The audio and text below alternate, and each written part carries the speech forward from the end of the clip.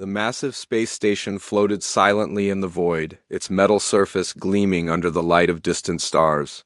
The Galactic Council chamber stretched as far as the eye could see, with 12 different species seated around a circular table that could hold 1,000 beings. The air hummed with translation devices working overtime to convert dozens of alien languages into something everyone could understand. Ambassador Lisa Martinez sat in the human section, her hands folded neatly on the polished table.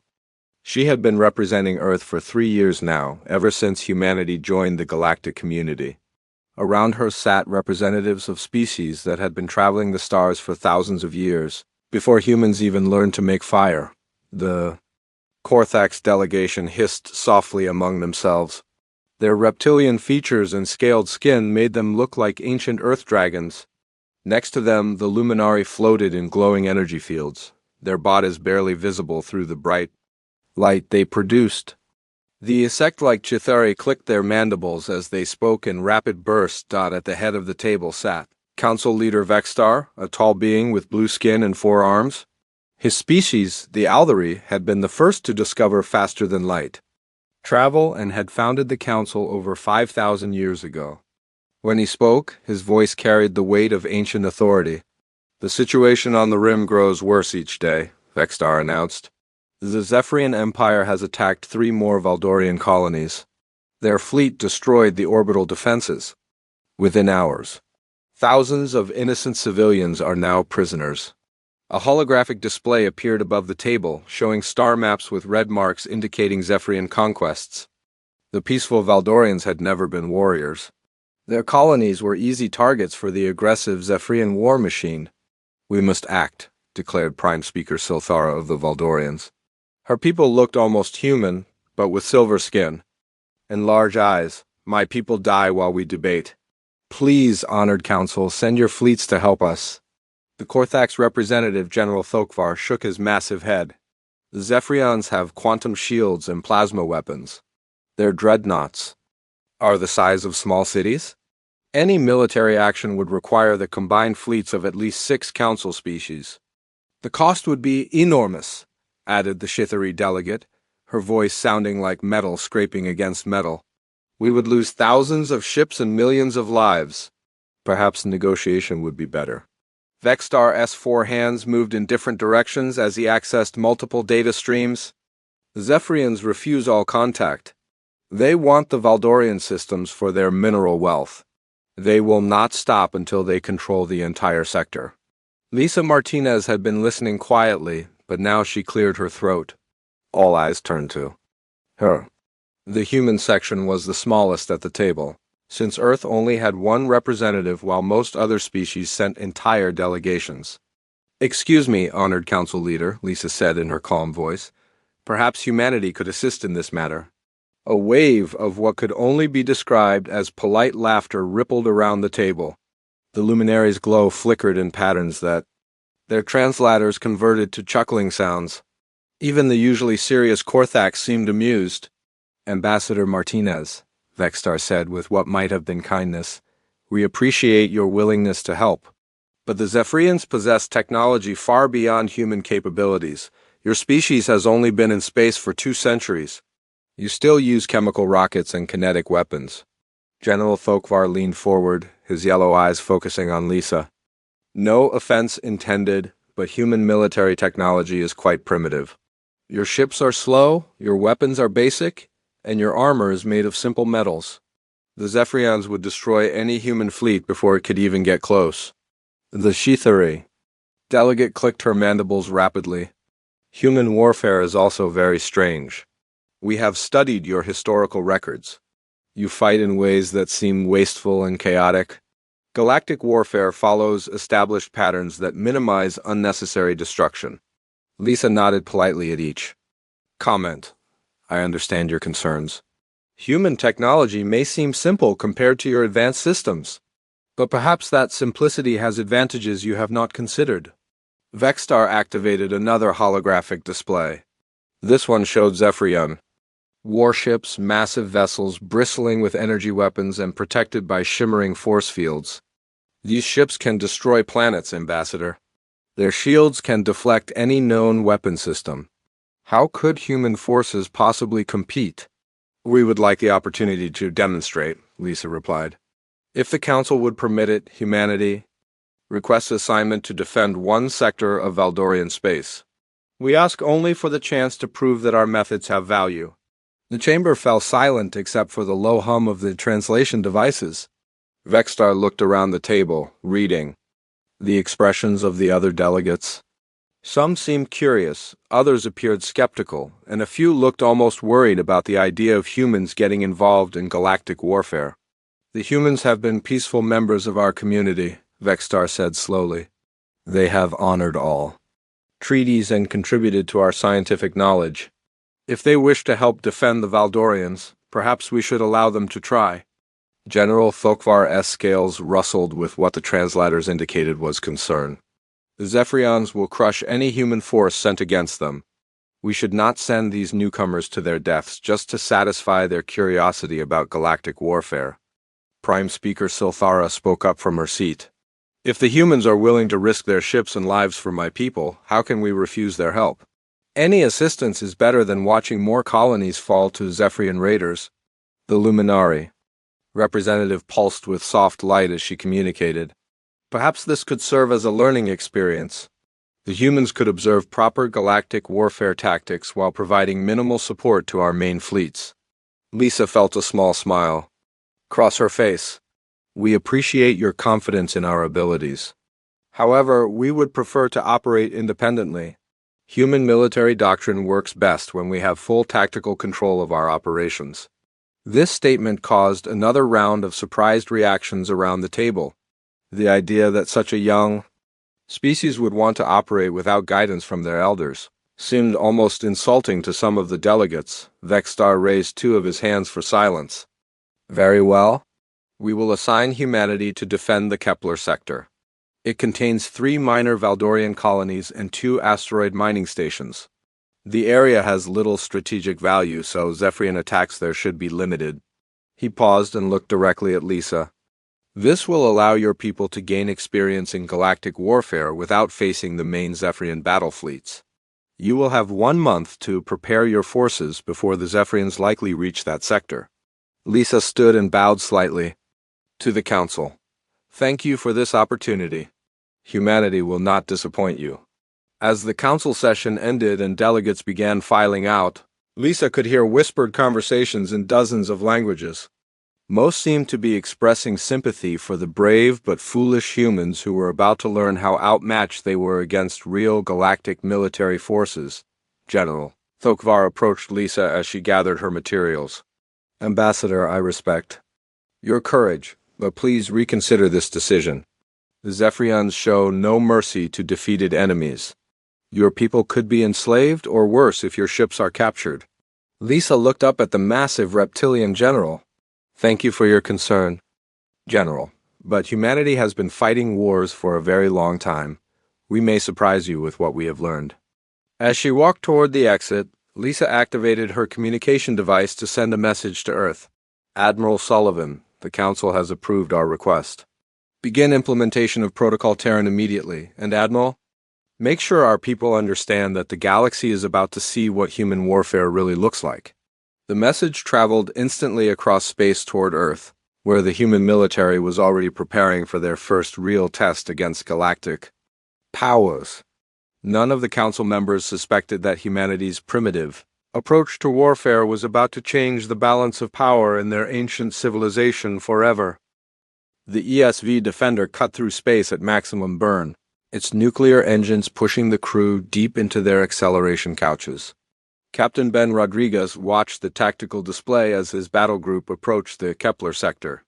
Behind him, 12 human warships formed a loose formation that would have horrified any Galactic Military Academy instructor. Contact ahead, Captain, reported Lieutenant Sarah Kim from the sensor station. Multiple debris fields. Looks like the Zephyrians hit the Valdorian defense fleet about 6 hours ago. Ben nodded grimly. The wreckage floating in space told the story clearly enough. Twisted metal hulks that had once been proud Valdorian cruisers drifted lifeless among the stars. The Zephyrians had cut through the alien defenders like a hot knife. Through butter? Any survivors? Ben asked. Negative, sir. The Zephyrians don't take prisoners from military vessels. Standard practice for them is to destroy everything that can fight back. Across the galaxy, Admiral Kate Sullivan stood in the command center on Luna Station, studying reports from multiple human battle groups. The woman had spent 30 years in the Earth Navy, rising through the ranks during the Mars colonial wars and the asteroid belt conflicts. Now she commanded humanity's first interstellar military operation. Admiral, we're getting real-time data from all our forward units, reported Colonel Frank Davis, her chief of staff. The Zephyrians are moving faster than the Council predicted. They've already taken 7 Valdorian colonies. Kate studied the holographic display showing enemy movements. Red arrows indicated Zephyrian fleet positions, while blue dots marked human forces. The alien ships moved in perfect formations, following patterns that had been used in galactic warfare for thousands of years. They're predictable, Kate said quietly. Look at their approach vectors. Every attack follows the same pattern. Jump. Form battle lines, overwhelm with superior firepower, then move to the next target. It's worked for them so far, Frank replied. Their dreadnoughts are 3 times the size of our largest ships. Their plasma cannons can punch through any armor we have. Kate smiled coldly. That's exactly what they think. Send the order to all battle groups. Begin Phase 1 of Protocol Terran. Back in the Kepler sector, Captain Ben Rodriguez received his new orders. Instead of moving to defend the Valdorian colonies directly, his ships scattered in all directions. To any observer, it would look like the human fleet was running away in panic. Sir, are you sure about this? Asked his executive officer, Commander Lisa Park. The Zephyrians will reach New Valdoria in 18 hours. If we're not there to defend it, We're not going to defend it, Ben replied calmly. We're going to do something they won't expect. Something no galactic military has tried in over 1,000 years. The Zephyrian battle fleet approached New Valdoria with confidence. Admiral Keffer commanded from the bridge of his flagship, the Eternal Conquest. The massive vessel was over 2 kilometers long and bristled with enough firepower to level a planet's surface. Long-range sensors detect no defending forces, reported his tactical officer. The colony appears to be undefended. Kethver's 4 eyes glowed with satisfaction. The humans have fled. Just as well. I was curious to see how their primitive weapons would fare against our shields, but perhaps it is better that they learned wisdom. The Zephyrian fleet moved into orbit around New Valdoria, preparing to begin their usual routine of capturing valuable civilians and stripping the planet of useful resources. That was when the first human ship appeared. It was small, barely 100 meters long, and it came from directly beneath the Zephyrian formation. No galactic military had attacked from below in centuries. Space had no up or down, but every species had developed a habit of thinking in terms of galactic plane directions. The human corvette, commanded by Lieutenant Alex Carter, fired a single missile at the Zephyrian flagship. The weapon was crude by galactic standards, just a chemical rocket with a nuclear warhead. The Zephyrian's quantum shields activated automatically, designed to deflect plasma bolts and particle beams. The nuclear missile passed through the energy barrier as if it wasn't there. The explosion tore a 100-meter hole in the Eternal Conquest's hull. Impossible! Kethver roared. How did their weapon penetrate our shields?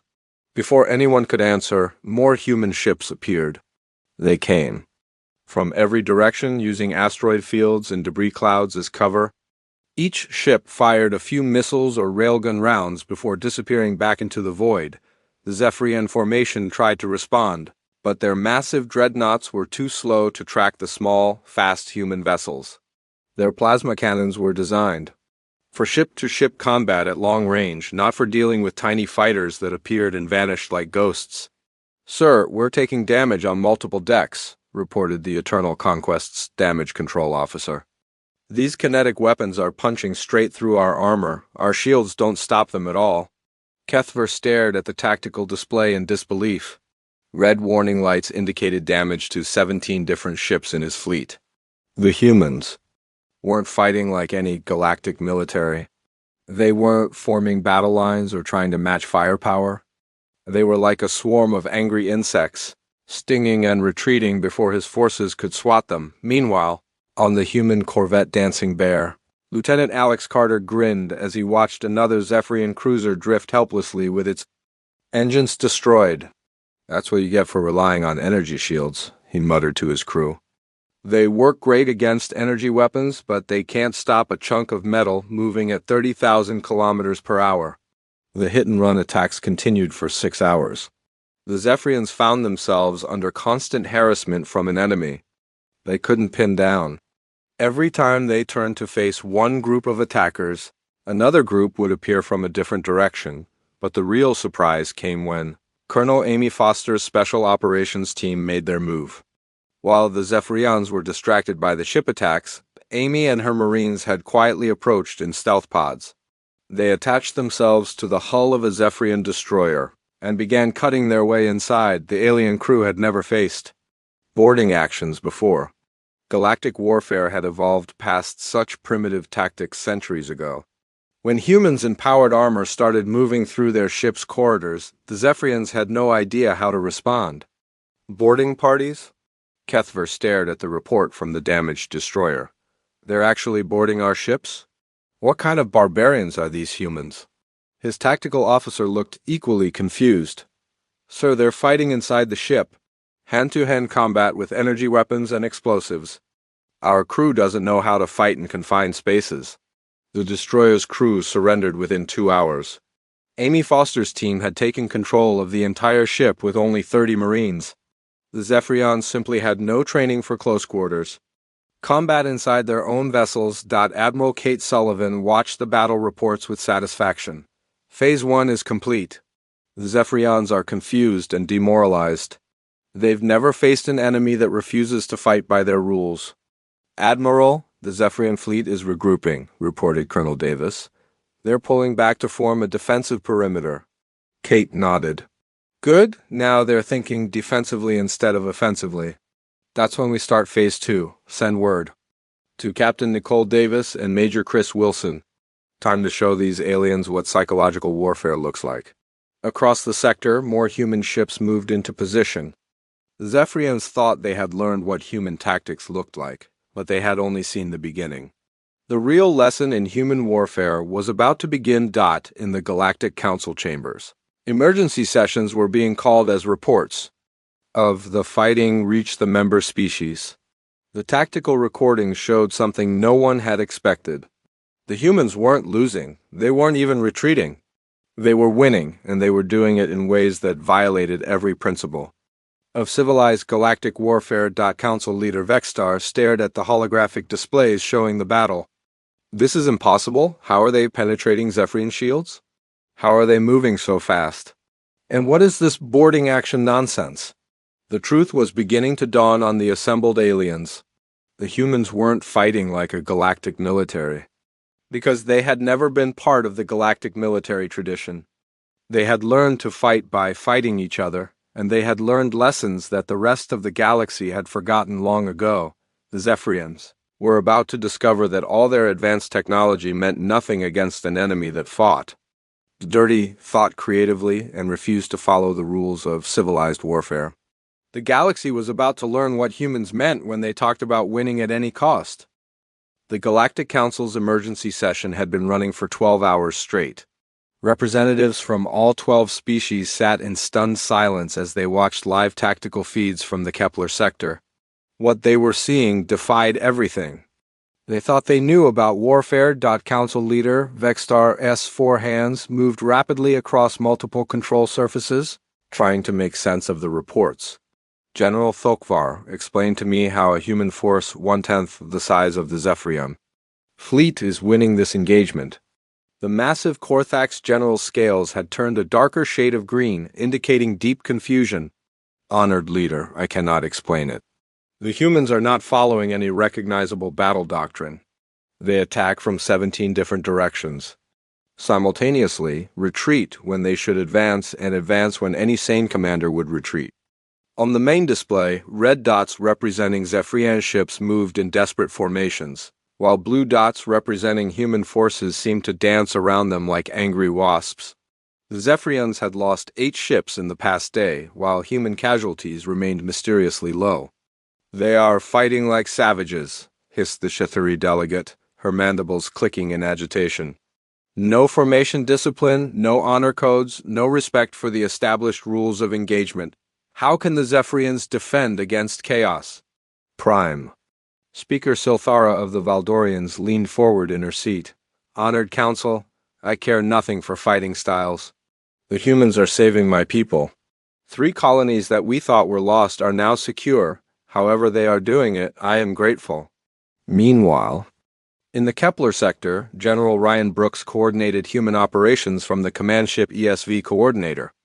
The veteran officer had fought in every major Earth conflict for the past 20 years, from the Luna Independence War to the Titan Uprising. Now he was applying those hard-learned lessons on a galactic scale. "Sir, Zephyrian reinforcements are jumping in at Nav Point 7, reported his aide, Lieutenant Colonel Janet Murphy. 12 heavy cruisers and a battleship. Ryan studied the tactical display without concern. "Good. The more ships they bring, the more targets we have." Signal. "Captain Nicole Davis, time for her people to earn their pay." 2 light years away, Captain Nicole Davis received the order aboard her ship, the ESV Whisper. Her vessel wasn't designed for combat. It was a communication and electronic warfare platform, bristling with transmitters, receivers, and quantum processors. Her crew of 30 specialists had been recruited from Earth's most skilled hackers, linguists, and psychological warfare experts. "Targets acquired, Captain," reported Sergeant Pete Johnson from his workstation. "We've cracked the Zephyrian command frequencies. Their neural communication networks are wide open," Nicole smiled coldly. "Excellent. Begin Operation Mind Game. I want every Zephyrian ship to know exactly what happened to their friends who surrendered to us yesterday." The Zephyrian reinforcement fleet arrived expecting to find human forces scattered and demoralized. Instead, they found their communication systems flooded with detailed reports of their own casualties. Human voices speaking perfect Zephyrian described the torture and execution of captured crews. The messages were lies, but they were convincing lies delivered with scientific precision. "Sir, the human prisoners are all dead," reported the communications officer aboard the Zephyrian flagship Dark Victory.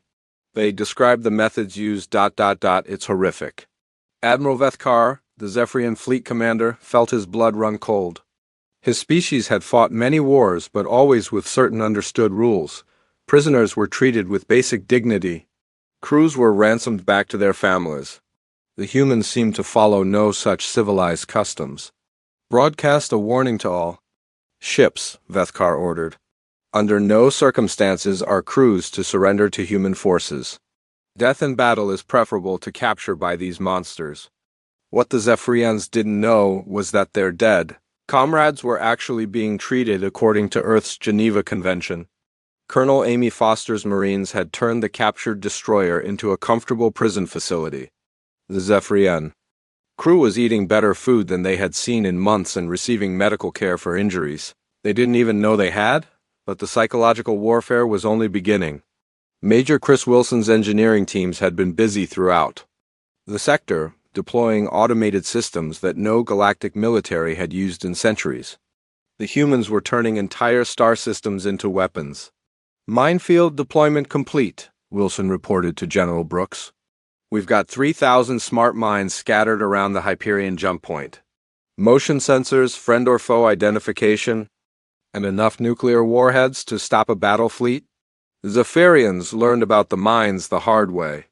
When their next reinforcement group jumped in, half the fleet was destroyed before they even knew they were under attack. The survivors found themselves trapped in a system where invisible enemies waited at every hyperspace exit. "How many mines? Did they deploy?" Admiral Vethkar demanded after losing 4 ships in as many minutes. "Unknown, sir. Our sensors detect metallic objects throughout the system, but many of them could be decoys. The humans seem to have scattered them randomly." The truth was that the human mine deployment followed a careful pattern based on traffic analysis and predictive algorithms. Major Wilson's team had studied 3 months of Zephyrian fleet movements and placed their weapons exactly where enemy ships were most likely to appear. Dr. Sam Parker, a xenobiologist turned military analyst, was having the time of his life. His team had been studying captured Zephyrian equipment for weeks, and they had discovered something amazing. The aliens had built their technology to be perfect, but perfection had made them predictable. Their ship designs haven't changed in 200 years, Sam explained to General Brooks during their daily briefing. Every system has backups, every backup has redundancies, and every redundancy follows the same pattern. If you know where to hit them, you can disable their most advanced battleship with a single well-placed shot. The next phase of human operations put this knowledge to devastating use. Instead of attacking Zephyrian ships randomly, human forces began targeting specific systems with surgical precision. A single railgun round to the right spot could disable a ship's engines. A small explosive charge in the correct location could shut down their life support, Lieutenant Commander Tim Foster. Amy's younger brother led a team of combat engineers who specialized in these precision strikes.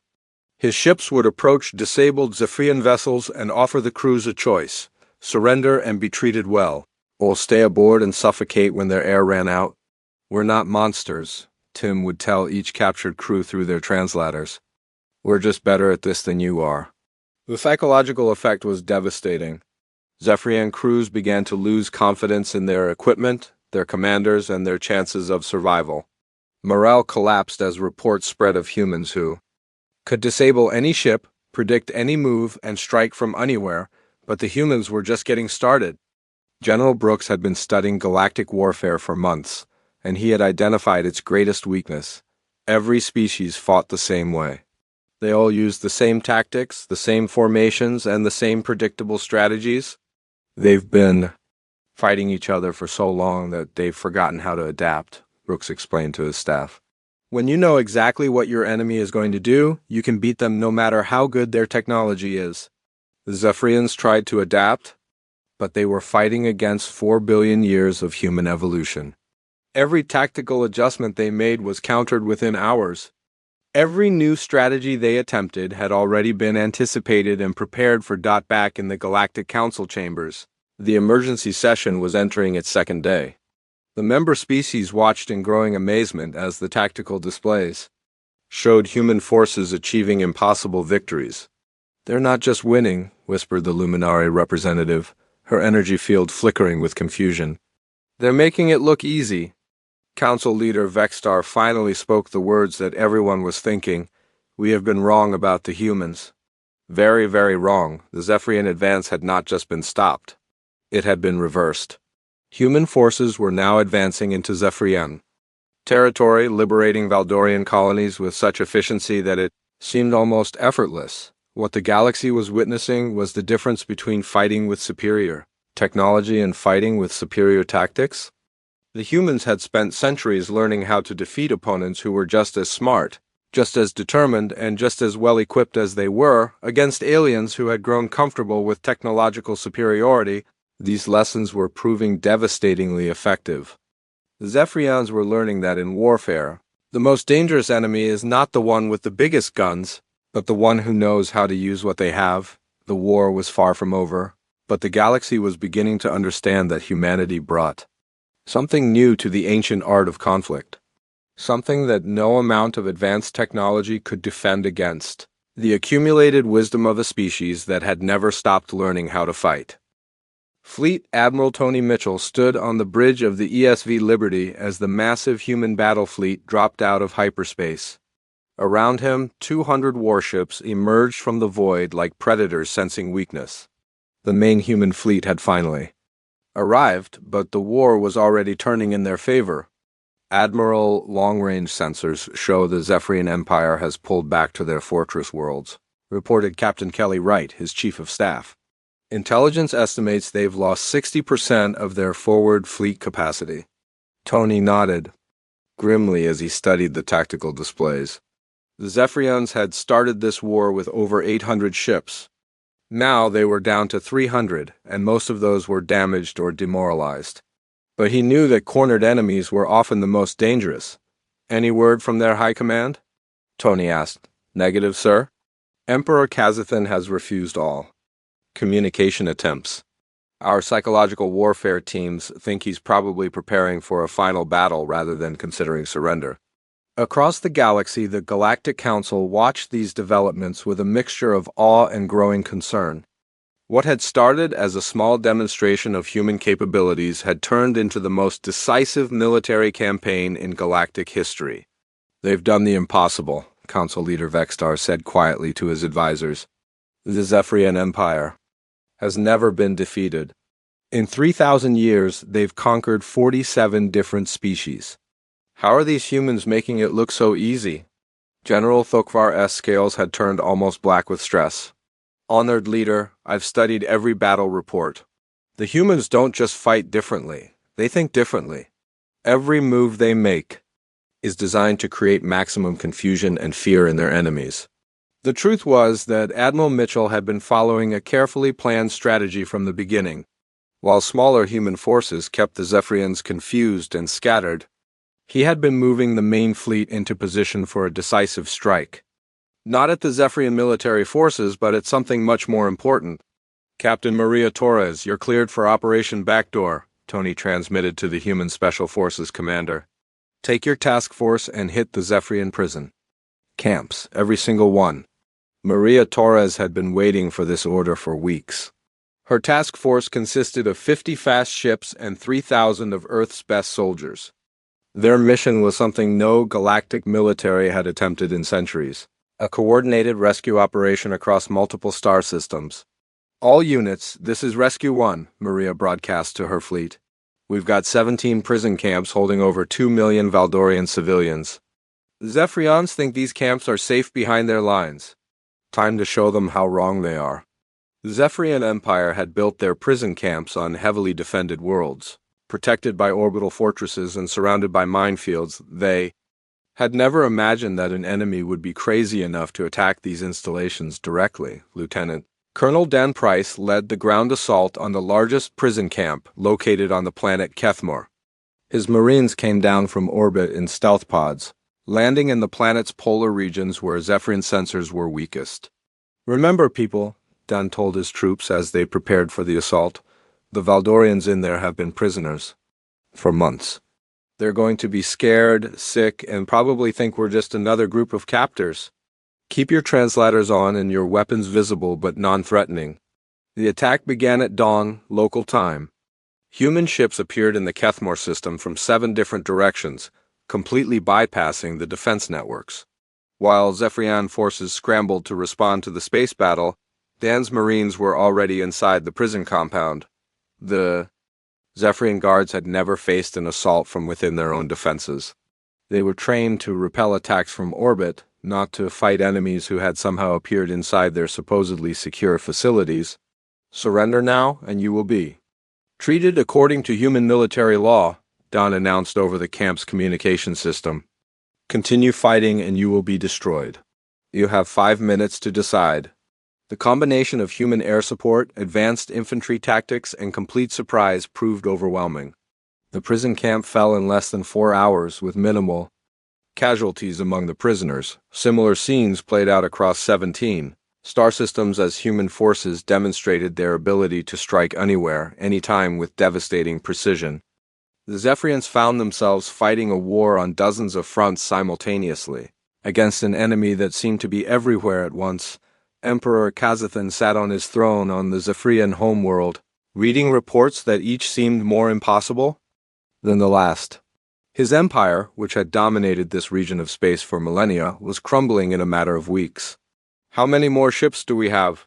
he asked his military advisor, Grand Admiral Reshtak. "Sire, we have perhaps 150 combat-capable vessels remaining, but our crews are deserting faster than we can replace them. The humans have convinced our people that capture means death." Kazathan's 6 eyes glowed red with rage. "Then we fight to the last ship. Prepare the Imperial fleet for a final battle. If we must fall, we will take as many humans with us as possible." But Admiral Mitchell had no intention of giving the Zephyrians the glorious last battle they wanted. When the Zephyrian Imperial fleet assembled for their final charge, they found themselves facing not a human battle line but empty space. "Where are they?" Grand Admiral Reshtak demanded from the bridge of his flagship. Our sensors show no human vessels in the system. The answer came from Captain Nicole Davis aboard the ESV Whisper. Her psychological warfare team had been monitoring Zephyrian communications for weeks, and they knew exactly what the enemy planned to do. "Attention Zephyrian Imperial Fleet," Nicole broadcast on all frequencies. "You are surrounded by forces you cannot see, outnumbered by ships you cannot count, and outmatched by weapons you do not understand. Emperor Kazathan has led you to destruction. Surrender now and live.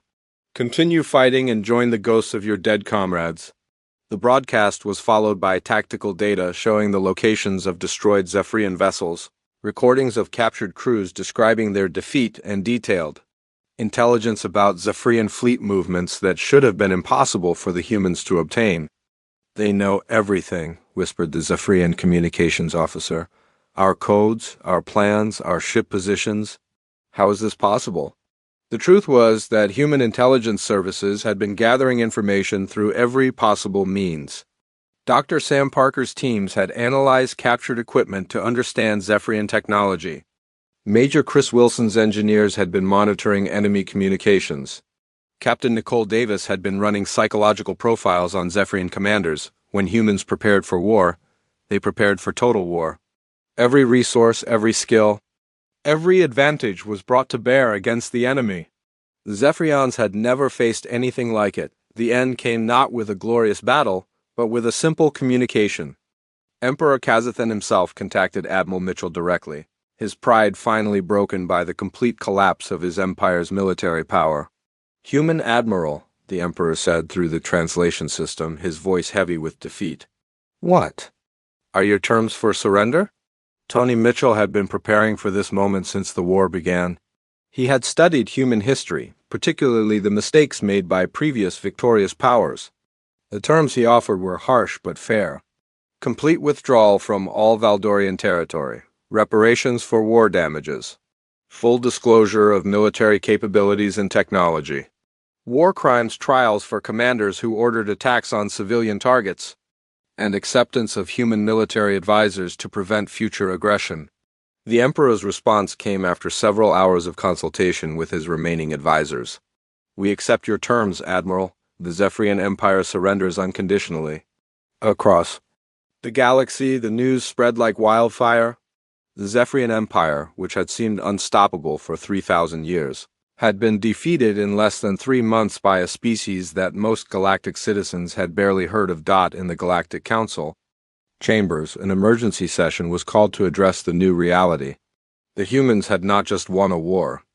They had demonstrated military capabilities that rendered every other galactic power's strategies obsolete. "What do we do now?" asked the Chthuri representative, her mandibles clicking nervously. "If the humans can defeat the Zephyrians so easily, what does that mean for the rest of us?" Council leader Vexstar looked around the table at his fellow delegates. Each species was clearly thinking the same thing. Humanity had just announced itself as the dominant military power in the galaxy, and they had done it without breaking a sweat. The age of technological superiority was over. The age of human tactical superiority had begun. And for the first time in galactic history, the most advanced civilizations in known space were looking to the newcomers for guidance on how to survive in this new reality. The Galactic Council chambers had never been so quiet. Representatives from 12 different species sat in stunned silence. As holographic displays showed the final battle reports from the Zephyrian War, the numbers seemed impossible, but they had been verified by multiple independent sources. Human casualties: 847 dead. 2,340 wounded Zephyrian casualties, 340,000 dead, 180,000 captured. Duration of conflict: 73 standard days. Zephyrian ships destroyed, 681. Human ships destroyed, 23. Council leader Vexstar stared at the data with his 4 eyes wide in disbelief. These numbers cannot be correct. No military force in galactic history has achieved such a decisive victory with so few losses. General Thokvar S. Scales had turned a pale yellow, indicating deep shock. "Honored leader, I have personally reviewed all combat recordings. The humans did not just defeat the Zephyrian Empire. They dismantled it completely. Their military doctrine is unlike anything we have ever encountered. Ambassador Lisa Martinez entered the chamber with quiet confidence. She had been waiting for this moment since the war began, knowing that humanity's performance would force the galaxy to reconsider everything they thought they knew about warfare. "Honored Council," Lisa said as she took her seat, "I believe you requested a detailed explanation of human military capabilities." The luminary representative pulsed with nervous energy. "Ambassador Martinez, we must understand how this was possible. Your species has been in space for only 2 centuries. The Zephyrians had thousands of years to perfect their military technology," Lisa nodded politely. "You are correct that they had superior technology. But they made a critical error. They assumed that superior technology automatically means superior military effectiveness." She activated a holographic display showing Earth's continents. "For the past 5,000 years, humanity has been engaged in continuous warfare against opponents who were equally intelligent, equally motivated, and equally well-equipped. We learned to win through tactics, strategy, and adaptability because we could not rely on technological advantages." The display shifted to show human military doctrine diagrams. Unlike the neat, orderly formations favored by galactic militaries, human tactics looked chaotic and unpredictable. Every major galactic species achieved spaceflight and then spent millennia fighting weaker opponents, Lisa continued. "You developed tactics based on technological superiority. Humans developed tactics based on fighting equals." Admiral Kate Sullivan's image appeared via holographic transmission from Luna Station. The woman who had coordinated the entire Terran campaign looked tired but satisfied. "Honored Council," Kate began, "I've been asked to explain how we achieved victory against supposedly superior forces. The answer is simple. We never tried to match their technology. We focused on making their technology irrelevant." She gestured to tactical displays showing Zephyrian ship movements. Every galactic military fights the same way. Predictable formations, energy weapons, shield-based defenses, and honor-based engagement rules. We studied these patterns and developed countermeasures. The Chithuri delegate clicked her mandibles frantically. "But your weapons are primitive. Chemical explosives and kinetic projectiles cannot possibly compete with plasma cannons and quantum disruptors." Admiral Sullivan smiled grimly. "That's exactly what the Zephyrians thought. Their shields were designed to stop energy weapons. They had no defense against physical projectiles moving at relativistic speeds. Their tactics assumed enemies would engage in formation combat. They couldn't respond to guerrilla warfare." "Council." Leader Vexstar leaned forward in his chair. "Admiral Sullivan, we have studied your combat recordings. Your forces seem to predict Zephyrian movements before they happened. How is this possible?" "Intelligence gathering," Sullivan replied without hesitation. "We monitored their communications, analyzed their ship designs, studied their cultural psychology, and mapped their supply chains. By the time shooting started, we knew their military better than they knew themselves." Dr. Sam Parker appeared on another holographic display, surrounded by captured Zephyrian equipment in his laboratory. "The aliens built their technology to be perfect, but perfection made them predictable. Every Zephyrian ship has the same vulnerabilities in the same locations. Once you know where to hit them, you can disable any vessel with minimal firepower." The implications were staggering. The galactic community had spent thousands of years perfecting weapons and defenses, but they had neglected the art of actually using those tools effectively. Prime Speaker Silthara of the Valdorians spoke for the first time during the session. "Ambassador Martinez, my people owe humanity a debt that can never be repaid. 2 million of my citizens are free because of your intervention. But I must ask, what do humans want from the galaxy now?" Lisa had been expecting this question. It was the real reason for this emergency council session.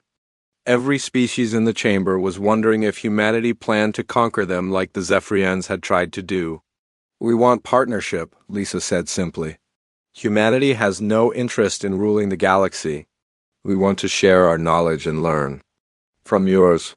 But we also want to ensure that aggressive species like the Zephyrians never again threaten peaceful civilizations." Admiral Sullivan's image nodded in agreement. We propose the creation of the Terran Defense Cooperative. Any species that wishes to join would receive human military training and protection in exchange for technological and scientific cooperation. The chamber erupted in dozens of different languages as representatives discussed this proposal among themselves. The translation systems worked overtime to convert the babel of voices into something coherent. General Thokvar was the first to speak officially. Admiral Sullivan, you are offering to share your military advantages with other species? Why would you give away such powerful capabilities? Because warfare is not about keeping secrets, Sullivan replied. It's about thinking faster and adapting better than your enemy. We can teach you our tactics, but tactics are only as good as the minds using them. The Korthax general considered this for several moments. My species has ancient military traditions. We have always prided ourselves on our warrior culture, but watching human forces in action, we realize we have much to learn. Over the next several hours, the Council heard detailed presentations on human military philosophy.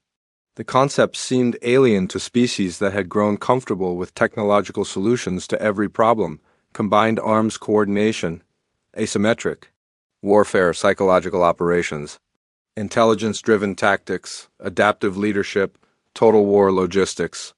Each idea represented centuries of human experience distilled into practical military doctrine. Your species fights as if every battle might be your last, observed the Luminare representative. You use every advantage, exploit every weakness, and refuse to accept limitations that others take for granted, Lisa nodded. That's because for most of our history, every battle could have been our last. We learned to fight for survival, not for glory or territorial expansion. The Chithuri delegate raised a new concern. What about species that refuse to join this cooperative? What if they see human military power as a threat to their independence? Admiral Sullivan's expression hardened slightly. Any species that wants to remain neutral is welcome to do so. But any species that threatens cooperative members will discover why the Zephyrian Empire no longer exists. The message was clear. Humanity was offering partnership to those who wanted it, and promising destruction to those who chose aggression. Council leader Vexstar called for a formal vote. All in favor of establishing the Terran Defense Cooperative under human military leadership? Every hand, claw, tentacle, and appendage in the chamber rose in agreement. The vote was unanimous. The motion passes, Vexstar announced. Humanity is hereby recognized as the primary military authority for the Galactic Council. May this partnership bring peace and security to all civilized species. As the session ended, representatives began forming groups to discuss implementation. Details. The galaxy was entering a new era, one where military effectiveness would be measured not by the power of weapons, but by the wisdom to use them properly. Ambassador Lisa Martinez remained in her seat as the chamber emptied, reflecting on how far humanity had come. 3 months ago, they were dismissed as primitive newcomers. Now they were the guardians of galactic civilization. Admiral Sullivan's final transmission summed up the new reality. To any species considering aggression against cooperative members, remember this: we defeated the Zephyrian Empire in 73 days using weapons you consider obsolete.